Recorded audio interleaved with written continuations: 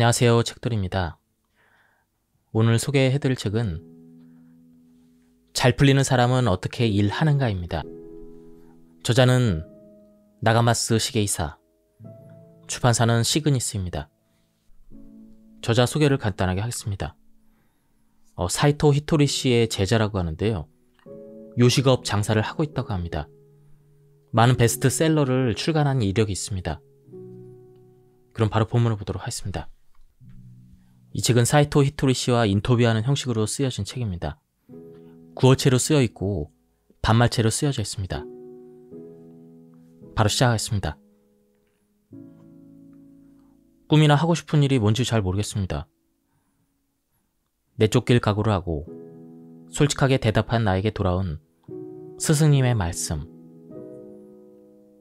지금껏 성공한 사람이라 불리는 사람들이 그럴싸하게 늘어놓는 꿈을 가져라 라는 말과는 정반대의 말이었습니다. 하고 싶은 일이 뭔지 모르겠다고? 잘 된 거 아닌가? 그렇다면 이제부터 뭐든 할 수 있으니까 말이야. 스승님의 말씀, 그리고 기쁜 듯한 표정의 의미를 나는 전혀 알 수가 없었다. 스승님, 왜 하고 싶은 일이 뭔지 모르겠다는 게 잘 된 일인가요? 보통은 그러면 안 되지 않습니까? 스승님은 평소처럼 이야기를 시작했습니다. 우리는 일하는 인간이지. 예, 그렇습니다.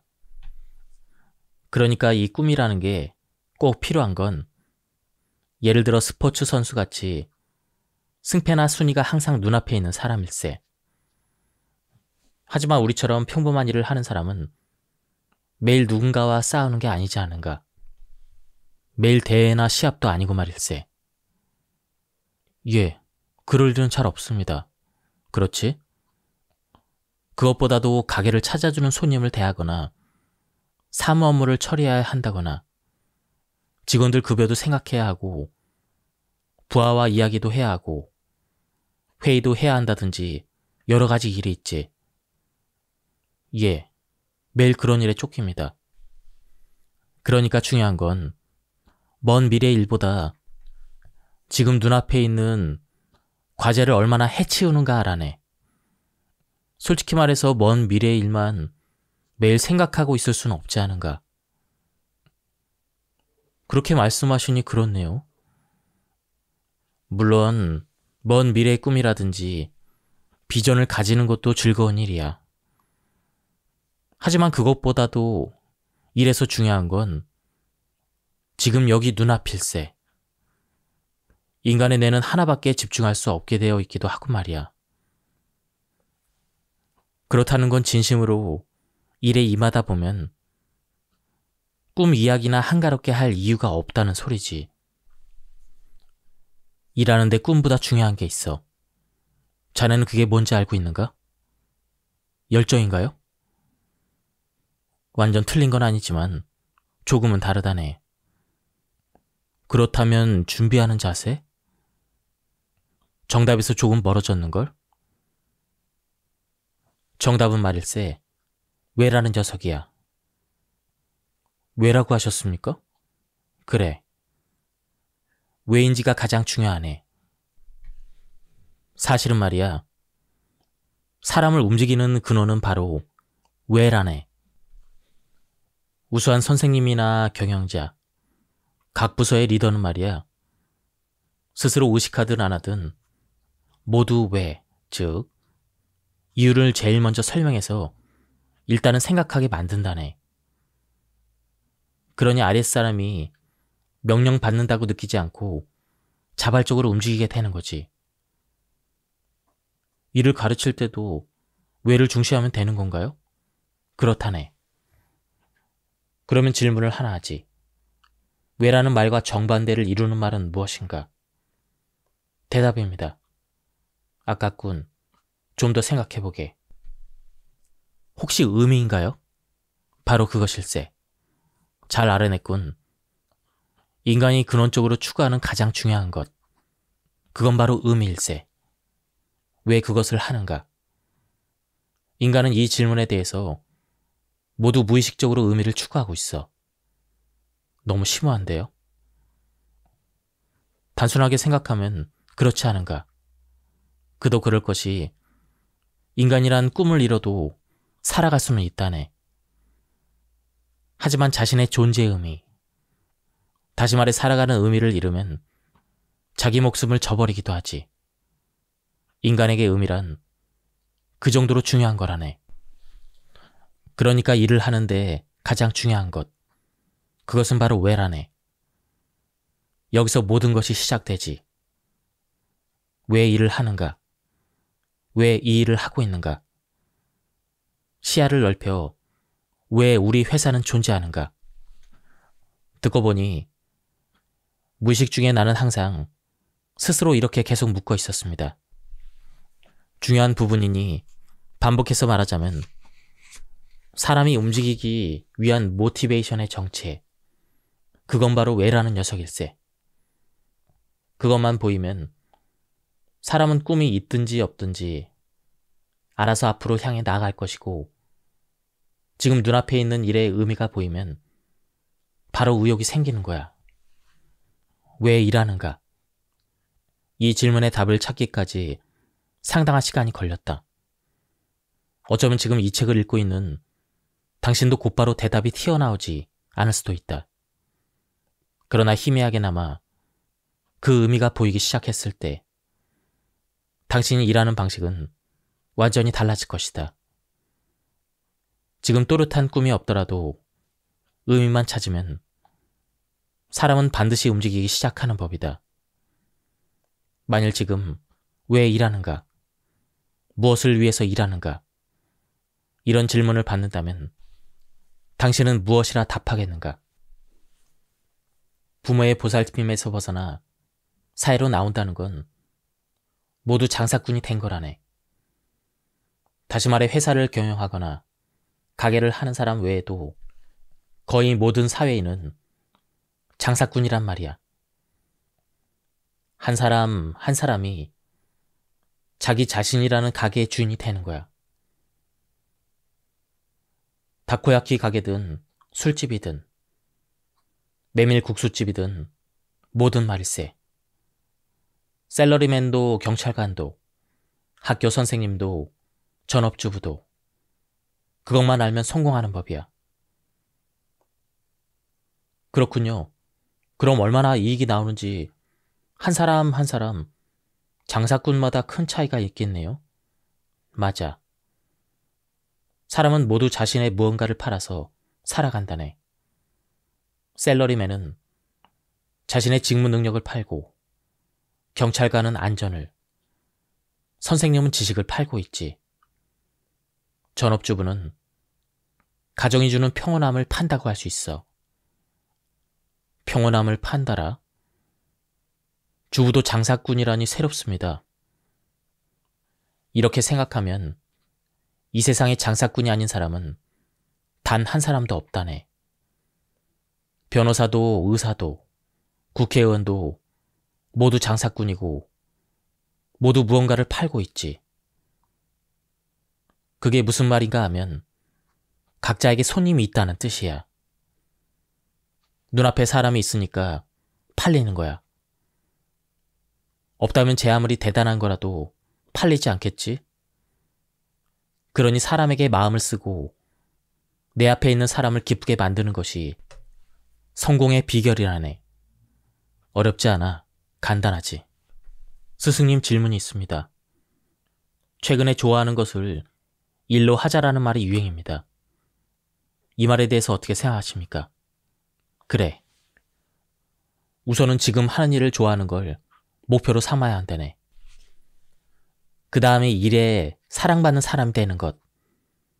그러면 비로소 좋아하는 것을 일로 할 수 있게 되지. 느닷없이 자기가 좋아하는 일을 하는 게 아니라네. 일이 좋아지고 그러고 나서 일이 따르는 사람이 되는 것. 이것이 가장 먼저 해야 될 일이야. 아직 잘 모르겠습니다. 그렇겠지. 나는 이상한 소리를 하니까 말이야. 나는 일한다는 건 주변 사람을 편하게 해주는 것이라고 생각한다네. 주변 사람. 그 상품을 쓰는 사람이 편해지는 것. 그게 바로 일하다의 의미지. 주변 사람이 편해진다? 그렇군요. 주변 사람을 편하게 하는 것이 일하다의 의미인데 일본어로 일을 가리키는 한자를 보면 섬기다라는 단어와 사자라는 글자가 들어가. 주변 사람들에게 봉사하고 편하게 해주는 것이지. 그건 자기 자신이 그 일을 좋아하는지 아닌지보다 부탁받은 일, 다른 사람이 편해지는 일이 진정한 일의 시작임을 뜻하는 것이라네. 예, 이치에 맞는 말씀입니다. 그러니 일단 중요한 건 하고 싶은 일보다 필요한 사람이 되려고 노력하는 거야. 일할 때는 자기보다 상대방을 앞에 둬야만 순조롭게 진행이 되지. 좋아하는 것을 일로 한다라는 말은 얼핏 들으면 좋게 들리지만 사람들이 필요로 하는 바와 자신이 좋아하는 일이 우연히 딱 맞아 떨어지지 않는 한 성립되지 않아. 그러니 좋아하는 일을 일로 삼는 사람은 운이 좋다고 말하는 거라네. 그렇군요. 한 번 더 정리하지. 일단은 일을 좋아하는 것. 그 다음이 일이 따르는 사람이 될 것. 이게 바른 순서일세. 그렇다면 일을 좋아하려면 구체적으로 어떻게 해야 되죠? 우선은 지금 눈앞에 있는 일을 하나씩 파고들어야 돼. 일이란 신기한 거라서 그게 어떤 직종이라 하더라도 진지하게 임하면 할수록 재미있어진다는 특성이 있어. 대체로 일이 좋아지지 않는다 하는 사람은 그 일을 죽도록 열심히 해본 적이 없는 사람이야. 일의 매력은 죽도록 열심히 한 후에야 비로소 알 수 있는 법이지.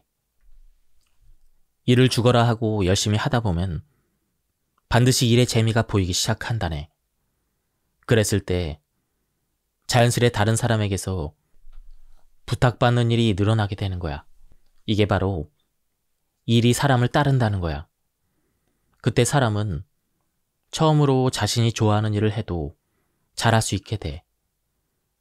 이 순서를 잘 기억해 둬야 하네. 간사이 지방의 한큐 그룹의 창업자 고바야시 이치조의 말을 들어본 적이 있는가? 아니요, 잘 모르겠습니다. 꽤 옛날 사람이니까 모를 거야.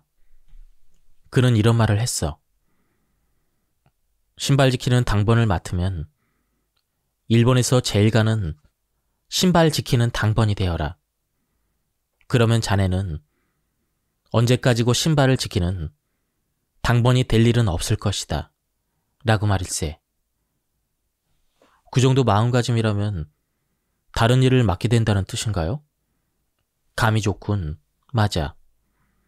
어차피 할 거라면 그 포지션에서 누구에게도 지지 않는, 다시 말해 이 나라 최고를 목표로 하란 말이야.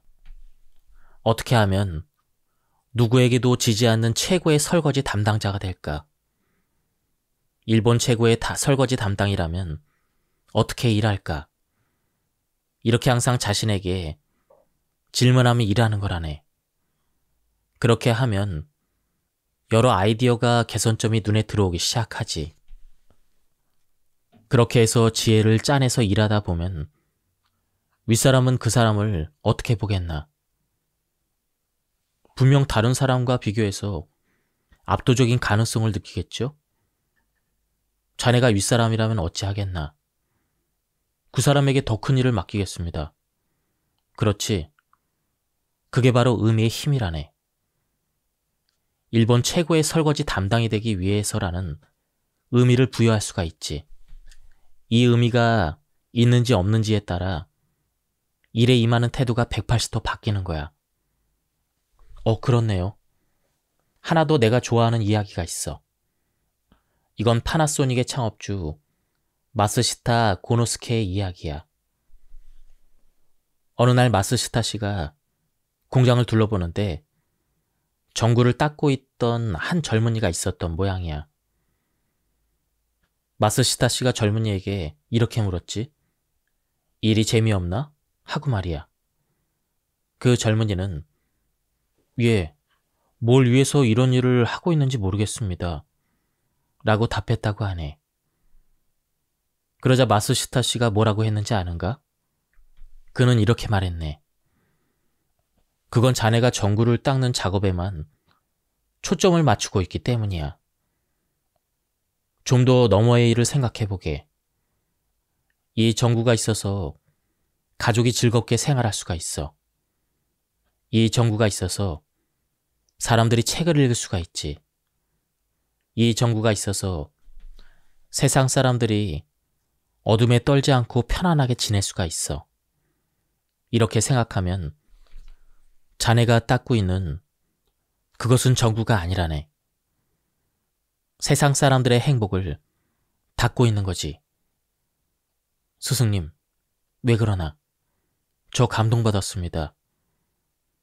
이라는 의미만 이해하면 모티베이션이 달라지겠는데요? 나는 취업활동은 힘든 일이라고 생각하네. 뭐 나야 세상 사람들과 다른 이야기를 하니까. 만일 이미 채용 내정을 받은 곳이 있다면 그리로 가면 된다고 생각하네.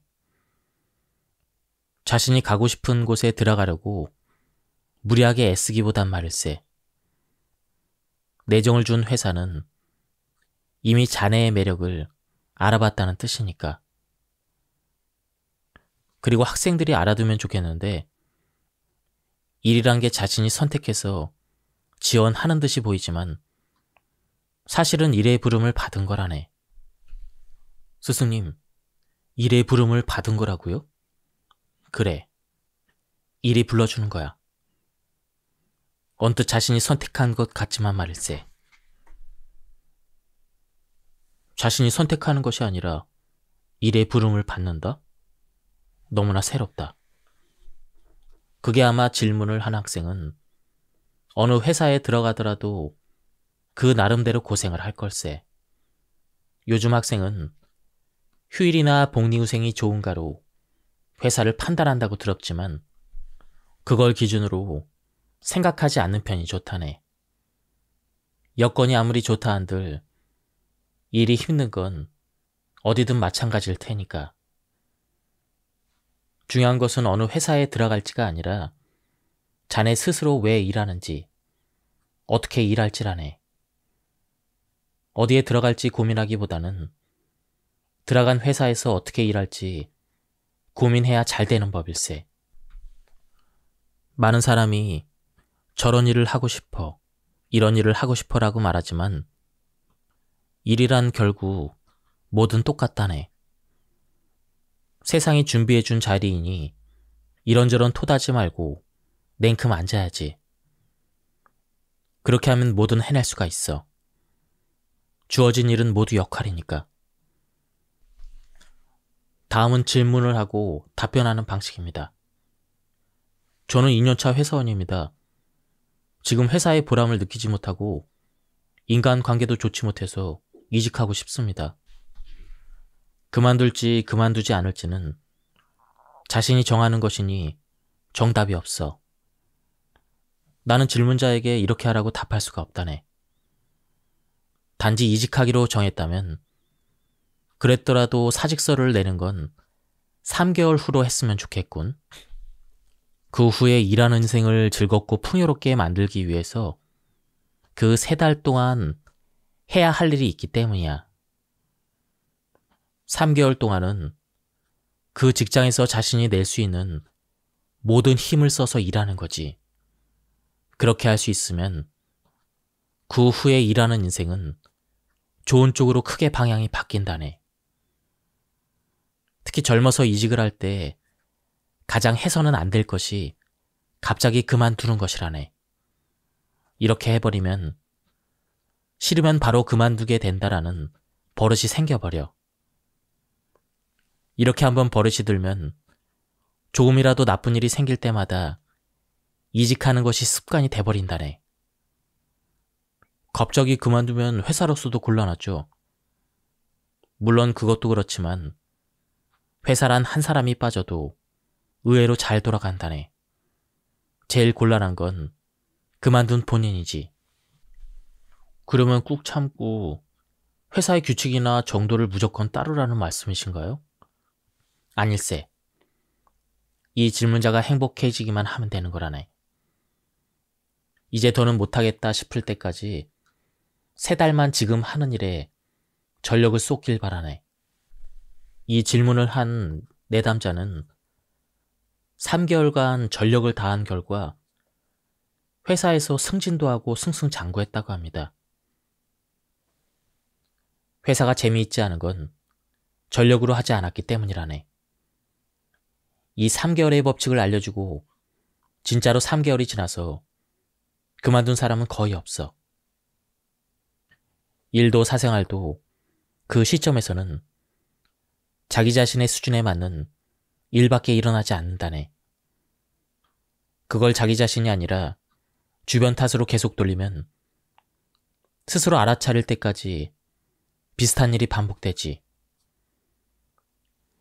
싫은 타입의 사람도 계속 만나게 되고 싫은 업무도 해야만 하는 그런 상황이 계속 생긴다네.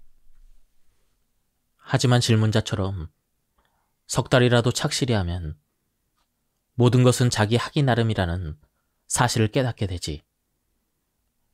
주변이 아니라 자기 자신이 미숙했다는 사실을 말일세. 그걸 깨닫고 나면 하늘에서 정답 동그라미를 치고 다음 단계를 열어준다네. 반면에 당장 이직해야 되는 그런 상황도 있습니다. 회사에 싫은 행동을 하는 사람이 있는데요. 몇 번이고 상사에게 부탁을 해도 처리해주지 않아서 주변 직원들이 하나둘씩 그만두고 있습니다. 저도 그만두고 싶지만 회사도 난감할 테니 10년은 그만두지 않고 열심히 해보려고 했습니다. 하지만 하루하루 마음만 지쳐갑니다. 이런 사람이 있는 직장에서 잘 헤쳐나갈 수 있는 조언을 들려주십시오. 이건 앞의 경우와는 상당히 다르다네. 이 사람은 당장이라도 이직하는 편이 좋아. 3개월 동안 열심히 노력해보지 않고 말입니까? 그래. 가능한 한 빠른 편이 좋아. 저런 회사에서 잘해보려고 하면 괜히 마음만 다친다네. 싫은 사람의 정도에 따라서 다르겠지만 이 회사는 이제 성장하지 않을 것세. 앞날이 없다는 뜻인가요? 앞날이 있을지 없을지 모르겠지만 일이란 마음을 다치면서까지 할 건 아니라네. 자신을 죽여가며 일하는 지금의 회사보다 훨씬 더 좋은 회사가 있을 거야. 이 질문자의 문제는 당사자가 어떻게 할 수 없는 어려운 처지에 놓였다는 거야. 윗사람에게 달렸다는 말씀이신가요? 그래.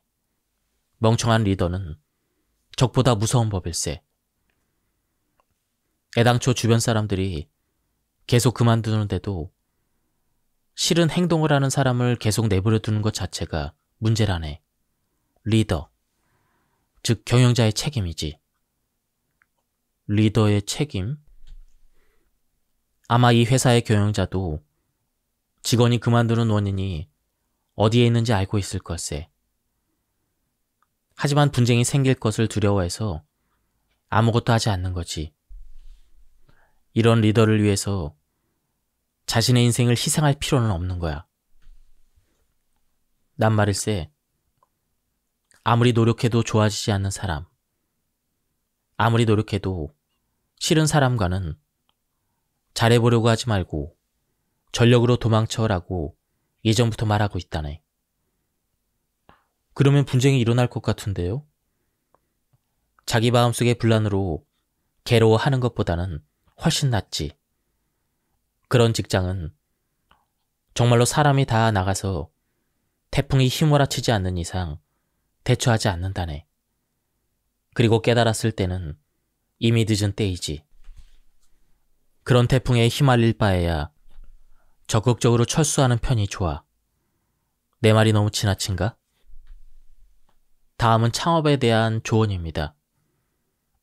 창업을 하고 싶어서 세미나 등을 다니고 있습니다. 창업에서 성공하는 방법을 알려주십시오. 창업 세미나의 평론가가 될 거라면 지금처럼 해도 된다네. 하지만 진정으로 창업을 배우고 싶다면 가장 빠른 방법은 창업을 해버리는 거야. 일단 저지르라는 말씀이신가요?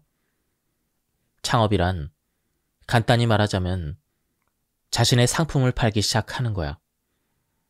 예를 들어 라멘집을 하고 싶다면 자신만의 라멘을 만들어서 사람을 불러 일단은 100엔이라도 좋으니 확실히 돈을 받고 상품을 팔기 시작하는 것이 창업일세.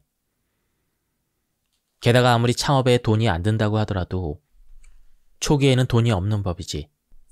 1엔이라도 돈을 벌어서 몸집을 불려 나가야만 하는 시기에 일부러 비싼 돈을 내가며 세미나를 듣는 것 자체가 틀렸다는 말이야. 단정짓기 어렵지만 그런 세미나에 다닐 때 제일 나쁜 점이 책상 앞에 앉아서 공부만 하고는 이미 성공한 듯한 기분에 젖는 거라네. 창업은 힘든 길일세. 그런 마음가짐으로 창업하면 가차없이 세상의 쓴맛을 보게 되지. 주부인데 창업하고 싶습니다. 가능할까요? 우선 중요한 건 2가지 각오가 되어 있어야 한다는 거라네. 첫 번째는 손님을 행복하게 할 각오, 그리고 2번째는 자신이 행복해질 각오라네. 창업에서 중요한 건 이 2가지 각오지. 이 각오만 가지고 있으면 창업은 간단해. 나는 주부니까 하고 할 수 없다는 핑계를 대고 있으면 어렵게 느껴지겠지만 만일 이 사람이 진심으로 2가지 각오를 다지고 시작하면 반드시 성공할 걸세. 이유가 뭐죠? 여성은 남성보다 매우 재주가 많다네. 청소하면서 친구와 전화통화를 할 수가 있고 그 사이에 음식을 만드는 멀티태스킹 능력을 갖추고 있지. 그리고 여성은 무언가를 시작할 때 시작 지점에서 돌진하는 능력은 남성보다 부족할 수 있겠지만 일의 즐거움을 알고 나면 점점 빠져들어 집중하는 사람이 많지. 반면에 남성은 시작할 때 기세가 대단하지만 조금 잘 되기 시작하면 게을러지는 사람이 많아. 창업도 일도 마찬가지지만 손님은 그 사람이 주부이든 사장이든 상관없다네. 자신을 행복하게 해주는 서비스를 제공하는 곳에 사람은 모이는 법이지. 라이벌에 지고 싶지 않습니다. 방법을 알려주십시오. 누구나 라이벌이 있지 않나. 자네에겐 이 허름한 가게가 라이벌인 셈이지. 예, 솔직히 지기 싫습니다. 남자로서 그 정도의 기백은 있어야지. 다만 진정으로 이기고 싶다면 이 가게의 나쁜 점이 아니라 좋은 점을 필사적으로 찾아야 한다네. 그리고 좋은 부분을 잘 배워서 자네 가게에 활용을 해야지. 그렇게 할 수 있다면 자네는 언젠가 이 가게를 이길 수 있을 걸세. 그런 관점에서 보면 저는 나쁜 면만 보고 있었습니다. 누구나 흔히 겪는 일이네. 직장에 라이벌이 있다면 지기 싫기 마련이지. 그런데 그 감정을 어떻게 다스리는지에 따라 미래가 달라진다네. 일에서 지기 싫은 상대가 있거나 찔리는 구석이 있는 사람은 자기 일처럼 대입해서 읽어보면 좋을 것입니다. 이기고 싶다면 자기 자신에게 묻는 걸세. 상대방의 좋은 점은 무엇인가? 이렇게 시기하는 마음을 억누르고 상대방의 좋은 점을 배우고 받아들이는 것이지. 이렇게 할 수 있는 사람은 어떤 일을 하더라도 언젠가 라이벌을 이기는 법일세. 사실 라이벌이란 생각이 불안한 마음을 먹게 만드는 이유라네. 적으로 여기지 말고 선생이라고 생각하면 된다네. 주변에 있는 모든 사람이 자신에게 좋은 부분을 일러주는 선생. 상대가 어떻든 그렇게 생각한다면 자연스레 좋은 부분을 발견하게 될 걸세. 어디까지나 자신이 마음먹기에 달렸다네. 사람을 그런 식으로 바라볼 수 있다면 자연스레 배우게 되지 않겠나. 확실히 그렇게 생각하면 수월하게 배울 수 있겠는데요? 지금은 설령 상대에게 졌다고 해도 좋은 부분을 배우고 자기 것으로 만드는 습관을 들이면 자네는 언젠가 이기는 사람이 될 수가 있어. 졌을 때 분한 마음보다 이기는 사람이 되기 위해 참으며 갈고 닦는 편이 훨씬 낫지. 저는 너무나 평범한 사람입니다. 평범한 사람에게 천재의 말은 너무 거리감이 느껴져요. 괜찮아. 대부분 사람은 범인이니까. 세상에 어떤 메시지를 전하고 싶은 사람은 이 사실을 잘 알았으면 좋겠어. 예를 들어서 사업으로 100억엔 기업을 일구었다든지 사상 최고의 기록을 냈다든지 하는 사람이 꿈이 없으면 성공할 수 없다라고 말하면 그럴싸하게 들리는 법이지. 그러나 보통 사람은 아무리 꿈이 있다 한들 그런 일을 해낼 수 없으니 저들의 그런 뜬구름 잡는 소리를 들으면 나는 화가 난다네.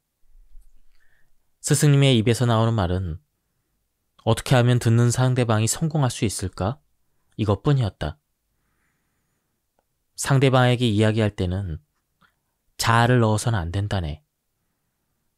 어떻게 하면 눈앞에 있는 사람의 자기 존중감이 높아질지, 어떻게 하면 듣는 사람의 마음이 편해질지, 어떻게 이야기하면 상대방이 지금보다 더 좋아질지, 그것에만 집중해서 이야기해야 한다네. 뉘앙스는 알겠다. 그러나 이때 나는 그 진의를 전혀 이해하지 못했다.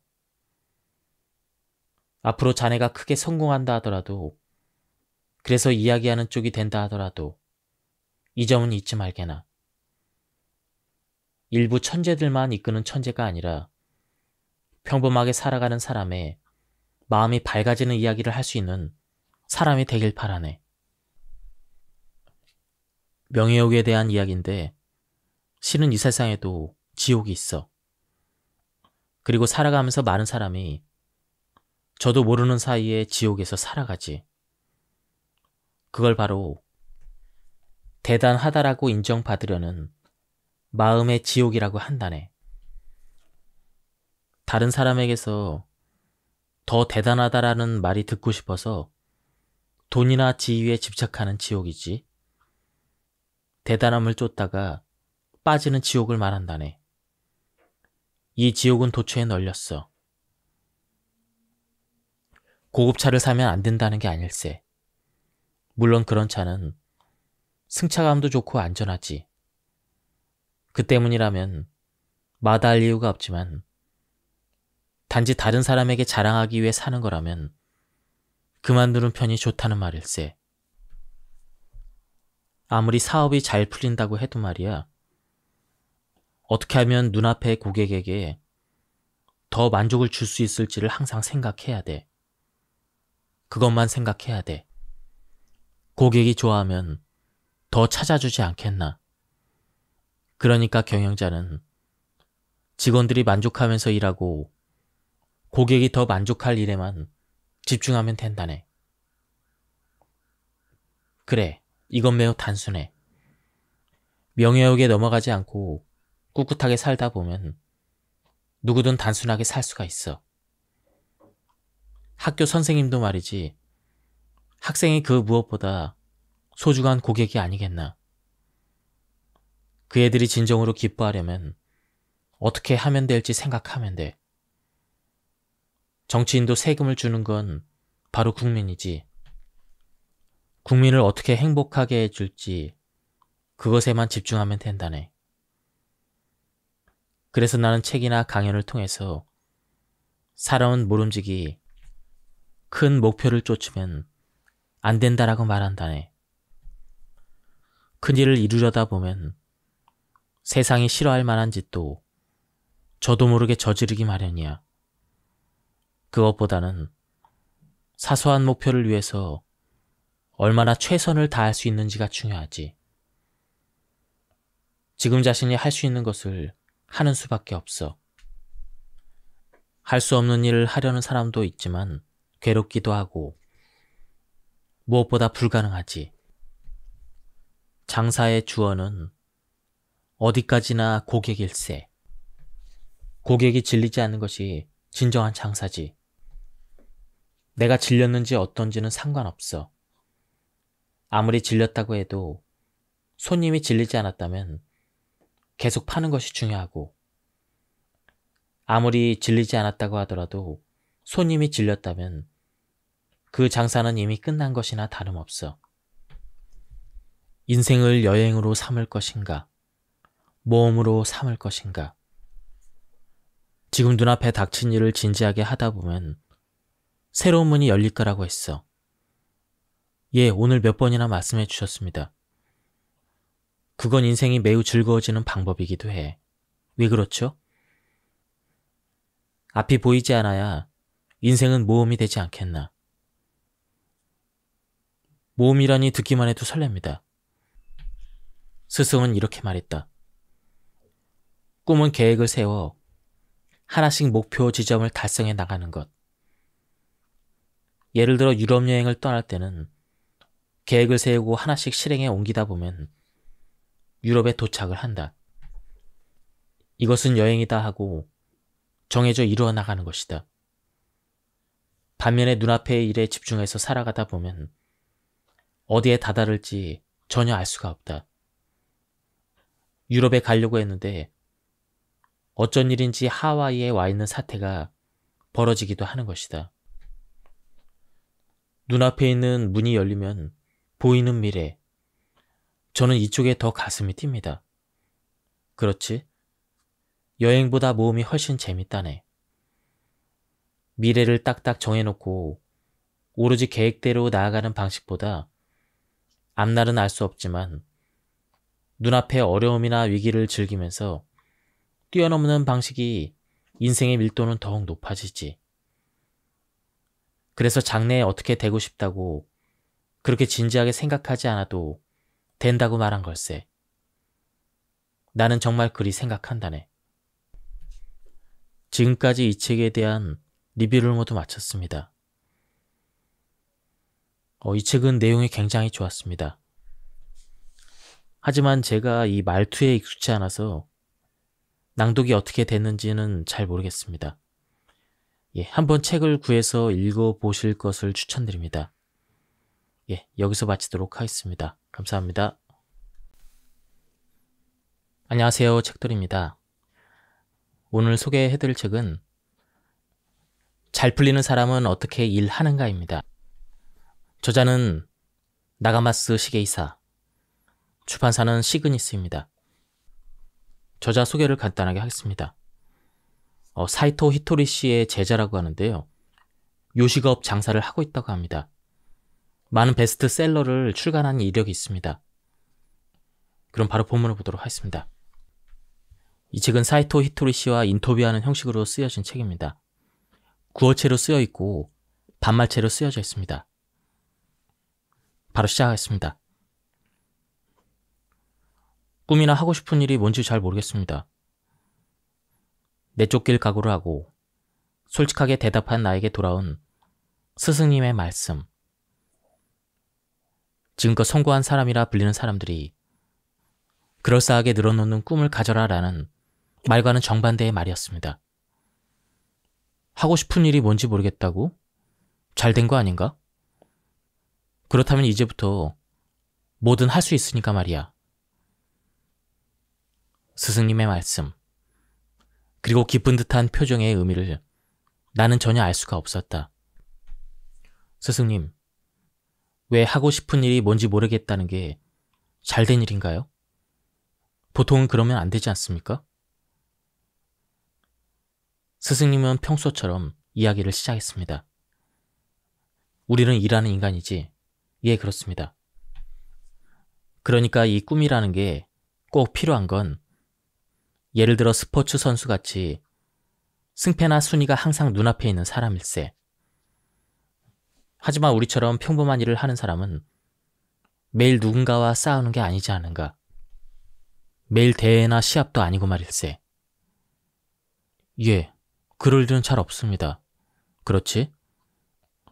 그것보다도 가게를 찾아주는 손님을 대하거나 사무 업무를 처리해야 한다거나 직원들 급여도 생각해야 하고 부하와 이야기도 해야 하고 회의도 해야 한다든지 여러 가지 일이 있지. 예, 매일 그런 일에 쫓깁니다. 그러니까 중요한 건 먼 미래의 일보다 지금 눈앞에 있는 과제를 얼마나 해치우는가 하라네. 솔직히 말해서 먼 미래의 일만 매일 생각하고 있을 수는 없지 않은가. 그렇게 말씀하시니 그렇네요. 물론 먼 미래의 꿈이라든지 비전을 가지는 것도 즐거운 일이야. 하지만 그것보다도 일에서 중요한 건 지금 여기 눈앞일세. 인간의 뇌는 하나밖에 집중할 수 없게 되어 있기도 하고 말이야. 그렇다는 건 진심으로 일에 임하다 보면 꿈 이야기나 한가롭게 할 이유가 없다는 소리지. 일하는데 꿈보다 중요한 게 있어. 자네는 그게 뭔지 알고 있는가? 열정인가요? 완전 틀린 건 아니지만 조금은 다르다네. 그렇다면 준비하는 자세? 정답에서 조금 멀어졌는걸? 정답은 말일세. 왜라는 녀석이야. 왜라고 하셨습니까? 그래. 왜인지가 가장 중요하네. 사실은 말이야. 사람을 움직이는 근원은 바로 왜라네. 우수한 선생님이나 경영자, 각 부서의 리더는 말이야. 스스로 의식하든 안 하든 모두 왜, 즉 이유를 제일 먼저 설명해서 일단은 생각하게 만든다네. 그러니 아랫사람이 명령받는다고 느끼지 않고 자발적으로 움직이게 되는 거지. 일을 가르칠 때도 왜를 중시하면 되는 건가요? 그렇다네. 그러면 질문을 하나 하지. 왜라는 말과 정반대를 이루는 말은 무엇인가? 대답입니다. 아깝군. 좀 더 생각해보게. 혹시 의미인가요? 바로 그것일세. 잘 알아냈군. 인간이 근원적으로 추구하는 가장 중요한 것. 그건 바로 의미일세. 왜 그것을 하는가? 인간은 이 질문에 대해서 모두 무의식적으로 의미를 추구하고 있어. 너무 심오한데요? 단순하게 생각하면 그렇지 않은가? 그도 그럴 것이 인간이란 꿈을 이뤄도 살아갈 수는 있다네. 하지만 자신의 존재의 의미, 다시 말해 살아가는 의미를 잃으면 자기 목숨을 저버리기도 하지. 인간에게 의미란 그 정도로 중요한 거라네. 그러니까 일을 하는데 가장 중요한 것, 그것은 바로 왜라네. 여기서 모든 것이 시작되지. 왜 일을 하는가? 왜 이 일을 하고 있는가? 시야를 넓혀 왜 우리 회사는 존재하는가? 듣고 보니 무의식 중에 나는 항상 스스로 이렇게 계속 묻고 있었습니다. 중요한 부분이니 반복해서 말하자면 사람이 움직이기 위한 모티베이션의 정체, 그건 바로 왜라는 녀석일세. 그것만 보이면 사람은 꿈이 있든지 없든지 알아서 앞으로 향해 나아갈 것이고, 지금 눈앞에 있는 일의 의미가 보이면 바로 의욕이 생기는 거야. 왜 일하는가? 이 질문의 답을 찾기까지 상당한 시간이 걸렸다. 어쩌면 지금 이 책을 읽고 있는 당신도 곧바로 대답이 튀어나오지 않을 수도 있다. 그러나 희미하게나마 그 의미가 보이기 시작했을 때 당신이 일하는 방식은 완전히 달라질 것이다. 지금 또렷한 꿈이 없더라도 의미만 찾으면 사람은 반드시 움직이기 시작하는 법이다. 만일 지금 왜 일하는가? 무엇을 위해서 일하는가? 이런 질문을 받는다면 당신은 무엇이라 답하겠는가? 부모의 보살핌에서 벗어나 사회로 나온다는 건 모두 장사꾼이 된 거라네. 다시 말해 회사를 경영하거나 가게를 하는 사람 외에도 거의 모든 사회인은 장사꾼이란 말이야. 한 사람 한 사람이 자기 자신이라는 가게의 주인이 되는 거야. 다코야키 가게든 술집이든 메밀국수집이든 모든 말일세. 셀러리맨도 경찰관도 학교 선생님도 전업주부도 그것만 알면 성공하는 법이야. 그렇군요. 그럼 얼마나 이익이 나오는지 한 사람 한 사람 장사꾼마다 큰 차이가 있겠네요. 맞아. 사람은 모두 자신의 무언가를 팔아서 살아간다네. 셀러리맨은 자신의 직무 능력을 팔고, 경찰관은 안전을, 선생님은 지식을 팔고 있지. 전업주부는 가정이 주는 평온함을 판다고 할 수 있어. 평온함을 판다라? 주부도 장사꾼이라니 새롭습니다. 이렇게 생각하면 이 세상에 장사꾼이 아닌 사람은 단 한 사람도 없다네. 변호사도 의사도 국회의원도 모두 장사꾼이고 모두 무언가를 팔고 있지. 그게 무슨 말인가 하면 각자에게 손님이 있다는 뜻이야. 눈앞에 사람이 있으니까 팔리는 거야. 없다면 제 아무리 대단한 거라도 팔리지 않겠지? 그러니 사람에게 마음을 쓰고 내 앞에 있는 사람을 기쁘게 만드는 것이 성공의 비결이라네. 어렵지 않아. 간단하지. 스승님 질문이 있습니다. 최근에 좋아하는 것을 일로 하자라는 말이 유행입니다. 이 말에 대해서 어떻게 생각하십니까? 그래. 우선은 지금 하는 일을 좋아하는 걸 목표로 삼아야 한다네. 그 다음에 일에 사랑받는 사람이 되는 것. 그러면 비로소 좋아하는 것을 일로 할 수 있게 되지. 느닷없이 자기가 좋아하는 일을 하는 게 아니라네. 일이 좋아지고 그러고 나서 일이 따르는 사람이 되는 것. 이것이 가장 먼저 해야 될 일이야. 아직 잘 모르겠습니다. 그렇겠지. 나는 이상한 소리를 하니까 말이야. 나는 일한다는 건 주변 사람을 편하게 해주는 것이라고 생각한다네. 주변 사람.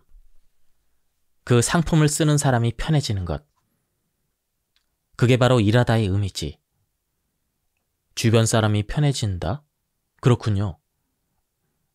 주변 사람을 편하게 하는 것이 일하다의 의미인데 일본어로 일을 가리키는 한자를 보면 섬기다라는 단어와 사자라는 글자가 들어가. 주변 사람들에게 봉사하고 편하게 해주는 것이지. 그건 자기 자신이 그 일을 좋아하는지 아닌지보다 부탁받은 일, 다른 사람이 편해지는 일이 진정한 일의 시작임을 뜻하는 것이라네. 예, 이치에 맞는 말씀입니다. 그러니 일단 중요한 건 하고 싶은 일보다 필요한 사람이 되려고 노력하는 거야. 일할 때는 자기보다 상대방을 앞에 둬야만 순조롭게 진행이 되지. 좋아하는 것을 일로 한다라는 말은 얼핏 들으면 좋게 들리지만 사람들이 필요로 하는 바와 자신이 좋아하는 일이 우연히 딱 맞아떨어지지 않는 한 성립되지 않아. 그러니 좋아하는 일을 일로 삼는 사람은 운이 좋다고 말하는 거라네. 그렇군요. 한 번 더 정리하지. 일단은 일을 좋아하는 것. 그 다음이 일이 따르는 사람이 될 것. 이게 바른 순서일세. 그렇다면 일을 좋아하려면 구체적으로 어떻게 해야 되죠? 우선은 지금 눈앞에 있는 일을 하나씩 파고들어야 돼. 일이란 신기한 거라서 그게 어떤 직종이라 하더라도 진지하게 임하면 할수록 재미있어진다는 특성이 있어. 대체로 일이 좋아지지 않는다 하는 사람은 그 일을 죽도록 열심히 해본 적이 없는 사람이야. 일의 매력은 죽도록 열심히 한 후에야 비로소 알 수 있는 법이지. 일을 죽어라 하고 열심히 하다 보면 반드시 일의 재미가 보이기 시작한다네. 그랬을 때 자연스레 다른 사람에게서 부탁받는 일이 늘어나게 되는 거야. 이게 바로 일이 사람을 따른다는 거야. 그때 사람은 처음으로 자신이 좋아하는 일을 해도 잘할 수 있게 돼. 이 순서를 잘 기억해 둬야 하네. 간사이 지방의 한큐 그룹의 창업자 고바야시 이치조의 말을 들어본 적이 있는가? 아니요, 잘 모르겠습니다. 꽤 옛날 사람이니까 모를 거야. 그는 이런 말을 했어. 신발 지키는 당번을 맡으면 일본에서 제일 가는 신발 지키는 당번이 되어라. 그러면 자네는 언제까지고 신발을 지키는 당번이 될 일은 없을 것이다. 라고 말일세. 그 정도 마음가짐이라면 다른 일을 맡게 된다는 뜻인가요? 감이 좋군. 맞아.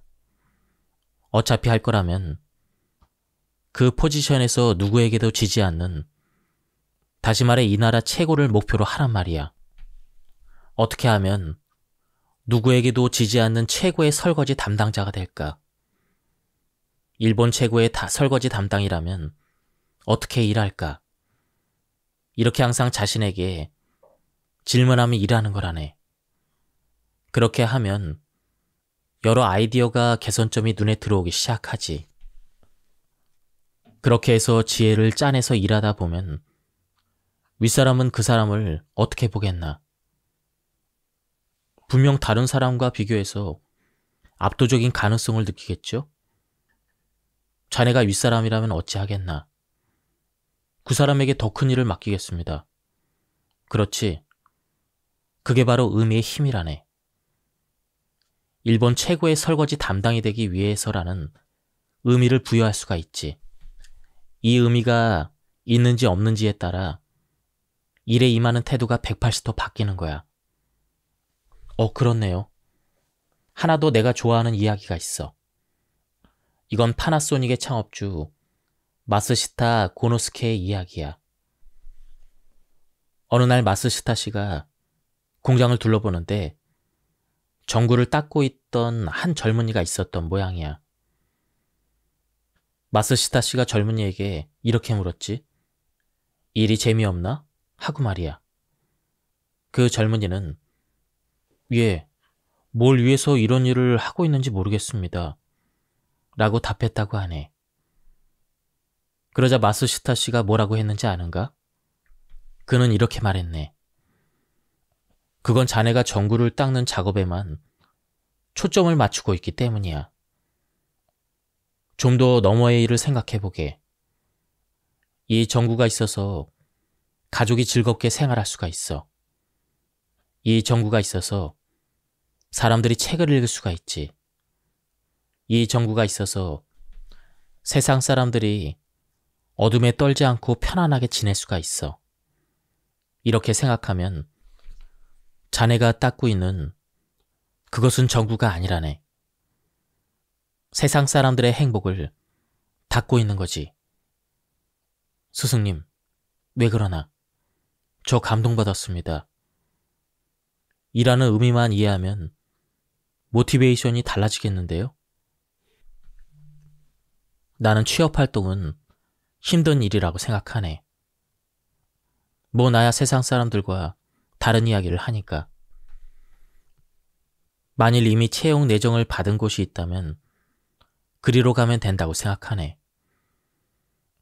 자신이 가고 싶은 곳에 들어가려고 무리하게 애쓰기보단 말일세. 내정을 준 회사는 이미 자네의 매력을 알아봤다는 뜻이니까. 그리고 학생들이 알아두면 좋겠는데 일이란 게 자신이 선택해서 지원하는 듯이 보이지만 사실은 일의 부름을 받은 거라네. 스승님, 일의 부름을 받은 거라고요? 그래, 일이 불러주는 거야. 언뜻 자신이 선택한 것 같지만 말일세. 자신이 선택하는 것이 아니라 일의 부름을 받는다? 너무나 새롭다. 그게 아마 질문을 한 학생은 어느 회사에 들어가더라도 그 나름대로 고생을 할 걸세.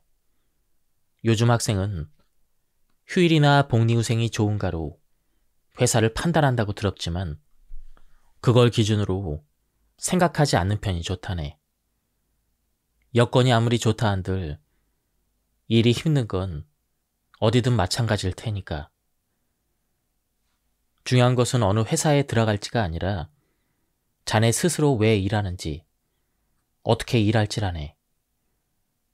어디에 들어갈지 고민하기보다는 들어간 회사에서 어떻게 일할지 고민해야 잘 되는 법일세.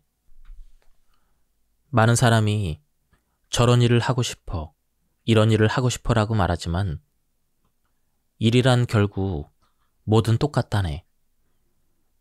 세상이 준비해준 자리이니 이런저런 토다지 말고 냉큼 앉아야지.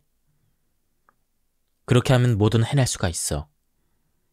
주어진 일은 모두 역할이니까. 다음은 질문을 하고 답변하는 방식입니다. 저는 2년차 회사원입니다. 지금 회사의 보람을 느끼지 못하고 인간관계도 좋지 못해서 이직하고 싶습니다. 그만둘지 그만두지 않을지는 자신이 정하는 것이니 정답이 없어. 나는 질문자에게 이렇게 하라고 답할 수가 없다네. 단지 이직하기로 정했다면 그랬더라도 사직서를 내는 건 3개월 후로 했으면 좋겠군. 그 후에 일하는 인생을 즐겁고 풍요롭게 만들기 위해서 그 3달 동안 해야 할 일이 있기 때문이야. 3개월 동안은 그 직장에서 자신이 낼 수 있는 모든 힘을 써서 일하는 거지. 그렇게 할 수 있으면 그 후에 일하는 인생은 좋은 쪽으로 크게 방향이 바뀐다네. 특히 젊어서 이직을 할 때 가장 해서는 안 될 것이 갑자기 그만두는 것이라네. 이렇게 해버리면 싫으면 바로 그만두게 된다라는 버릇이 생겨버려. 이렇게 한번 버릇이 들면 조금이라도 나쁜 일이 생길 때마다 이직하는 것이 습관이 돼버린다네. 갑자기 그만두면 회사로서도 곤란하죠. 물론 그것도 그렇지만 회사란 한 사람이 빠져도 의외로 잘 돌아간다네. 제일 곤란한 건 그만둔 본인이지. 그러면 꾹 참고 회사의 규칙이나 정도를 무조건 따르라는 말씀이신가요? 아닐세. 이 질문자가 행복해지기만 하면 되는 거라네. 이제 더는 못하겠다 싶을 때까지 3달만 지금 하는 일에 전력을 쏟길 바라네. 이 질문을 한 내담자는 3개월간 전력을 다한 결과 회사에서 승진도 하고 승승장구했다고 합니다. 회사가 재미있지 않은 건 전력으로 하지 않았기 때문이라네. 이 3개월의 법칙을 알려주고 진짜로 3개월이 지나서 그만둔 사람은 거의 없어. 일도 사생활도 그 시점에서는 자기 자신의 수준에 맞는 일밖에 일어나지 않는다네. 그걸 자기 자신이 아니라 주변 탓으로 계속 돌리면 스스로 알아차릴 때까지 비슷한 일이 반복되지. 싫은 타입의 사람도 계속 만나게 되고 싫은 업무도 해야만 하는 그런 상황이 계속 생긴다네. 하지만 질문자처럼 3달이라도 착실히 하면 모든 것은 자기 하기 나름이라는 사실을 깨닫게 되지. 주변이 아니라 자기 자신이 미숙했다는 사실을 말일세. 그걸 깨닫고 나면 하늘에서 정답 동그라미를 치고 다음 단계를 열어준다네. 반면에 당장 이직해야 되는 그런 상황도 있습니다. 회사에 싫은 행동을 하는 사람이 있는데요. 몇 번이고 상사에게 부탁을 해도 처리해주지 않아서 주변 직원들이 하나둘씩 그만두고 있습니다. 저도 그만두고 싶지만 회사도 난감할 테니 10년은 그만두지 않고 열심히 해보려고 했습니다. 하지만 하루하루 마음만 지쳐갑니다. 이런 사람이 있는 직장에서 잘 헤쳐나갈 수 있는 조언을 들려주십시오. 이건 앞의 경우와는 상당히 다르다네. 이 사람은 당장이라도 이직하는 편이 좋아. 3개월 동안 열심히 노력해보지 않고 말입니까? 그래. 가능한 한 빠른 편이 좋아. 저런 회사에서 잘해보려고 하면 괜히 마음만 다친다네. 싫은 사람의 정도에 따라서 다르겠지만 이 회사는 이제 성장하지 않을 것세. 앞날이 없다는 뜻인가요? 앞날이 있을지 없을지 모르겠지만 일이란 마음을 다치면서까지 할 건 아니라네. 자신을 죽여가며 일하는 지금의 회사보다 훨씬 더 좋은 회사가 있을 거야. 이 질문자의 문제는 당사자가 어떻게 할 수 없는 어려운 처지에 놓였다는 거야. 윗사람에게 달렸다는 말씀이신가요? 그래. 멍청한 리더는 적보다 무서운 법일세. 애당초 주변 사람들이 계속 그만두는데도 싫은 행동을 하는 사람을 계속 내버려 두는 것 자체가 문제라네. 리더, 즉 경영자의 책임이지. 리더의 책임? 아마 이 회사의 경영자도 직원이 그만두는 원인이 어디에 있는지 알고 있을 것세. 하지만 분쟁이 생길 것을 두려워해서 아무것도 하지 않는 거지. 이런 리더를 위해서 자신의 인생을 희생할 필요는 없는 거야. 난 말일세, 아무리 노력해도 좋아지지 않는 사람, 아무리 노력해도 싫은 사람과는 잘해보려고 하지 말고 전력으로 도망쳐라고 예전부터 말하고 있다네. 그러면 분쟁이 일어날 것 같은데요? 자기 마음속의 분란으로 괴로워하는 것보다는 훨씬 낫지. 그런 직장은 정말로 사람이 다 나가서 태풍이 휘몰아치지 않는 이상 대처하지 않는다네. 그리고 깨달았을 때는 이미 늦은 때이지. 그런 태풍에 휘말릴 바에야 적극적으로 철수하는 편이 좋아. 내 말이 너무 지나친가? 다음은 창업에 대한 조언입니다. 창업을 하고 싶어서 세미나 등을 다니고 있습니다. 창업에서 성공하는 방법을 알려주십시오. 창업 세미나의 평론가가 될 거라면 지금처럼 해도 된다네. 하지만 진정으로 창업을 배우고 싶다면 가장 빠른 방법은 창업을 해버리는 거야. 일단 저지르라는 말씀이신가요? 창업이란 간단히 말하자면 자신의 상품을 팔기 시작하는 거야. 예를 들어 라멘집을 하고 싶다면 자신만의 라멘을 만들어서 사람을 불러 일단은 100엔이라도 좋으니 확실히 돈을 받고 상품을 팔기 시작하는 것이 창업일세. 게다가 아무리 창업에 돈이 안 든다고 하더라도 초기에는 돈이 없는 법이지. 1엔이라도 돈을 벌어서 몸집을 불려나가야만 하는 시기에 일부러 비싼 돈을 내가며 세미나를 듣는 것 자체가 틀렸다는 말이야. 단정짓기 어렵지만 그런 세미나에 다닐 때 제일 나쁜 점이 책상 앞에 앉아서 공부만 하고는 이미 성공한 듯한 기분에 젖는 거라네. 창업은 힘든 길일세. 그런 마음가짐으로 창업하면 가차없이 세상의 쓴맛을 보게 되지. 주부인데 창업하고 싶습니다. 가능할까요? 우선 중요한 건 2가지 각오가 되어 있어야 한다는 거라네. 첫 번째는 손님을 행복하게 할 각오, 그리고 2번째는 자신이 행복해질 각오라네. 창업에서 중요한 건 이 2가지 각오지. 이 각오만 가지고 있으면 창업은 간단해. 나는 주부니까 하고 할 수 없다는 핑계를 대고 있으면 어렵게 느껴지겠지만 만일 이 사람이 진심으로 두 가지 각오를 다지고 시작하면 반드시 성공할 걸세. 이유가 뭐죠? 여성은 남성보다 매우 재주가 많다네. 청소하면서 친구와 전화통화를 할 수가 있고 그 사이에 음식을 만드는 멀티태스킹 능력을 갖추고 있지.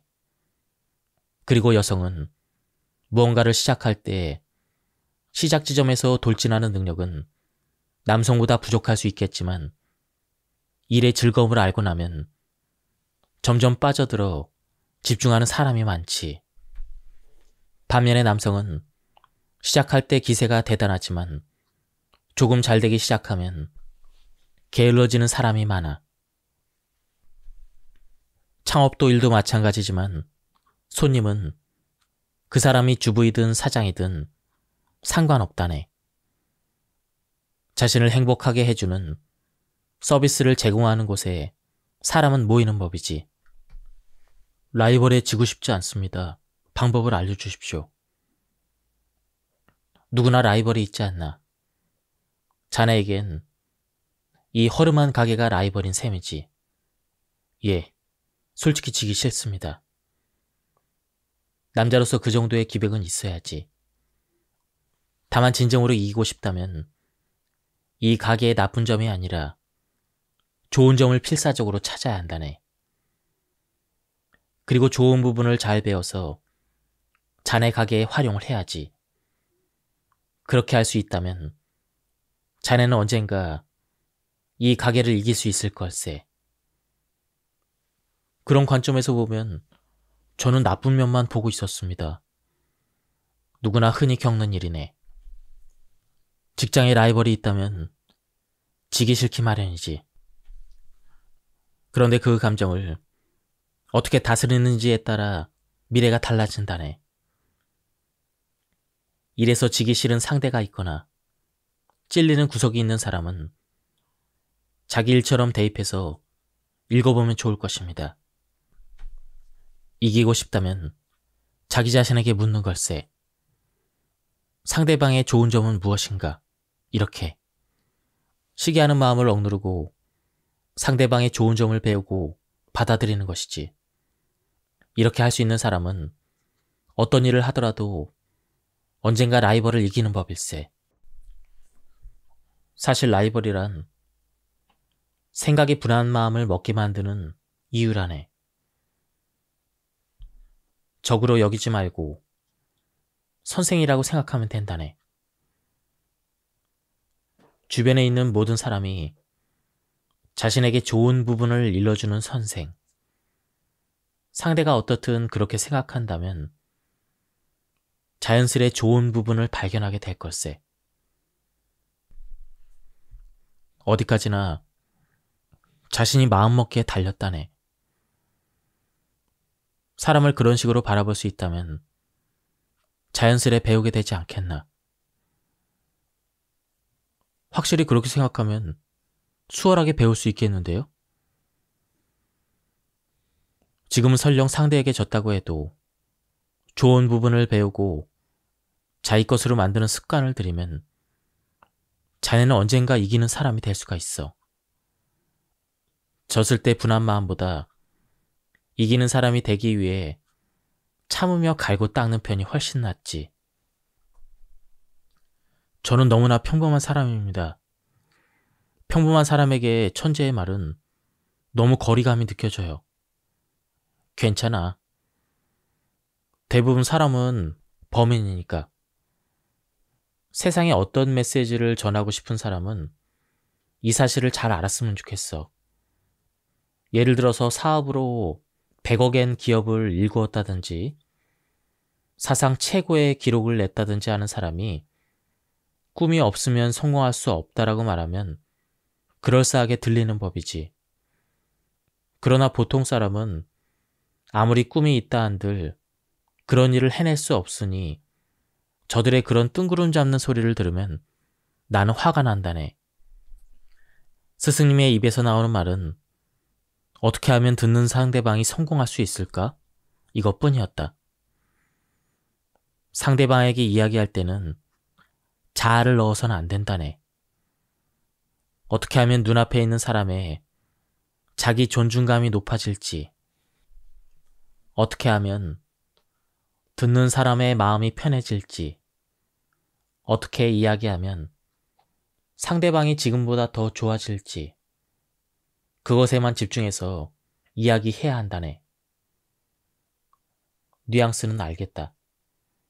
그러나 이때 나는 그 진의를 전혀 이해하지 못했다.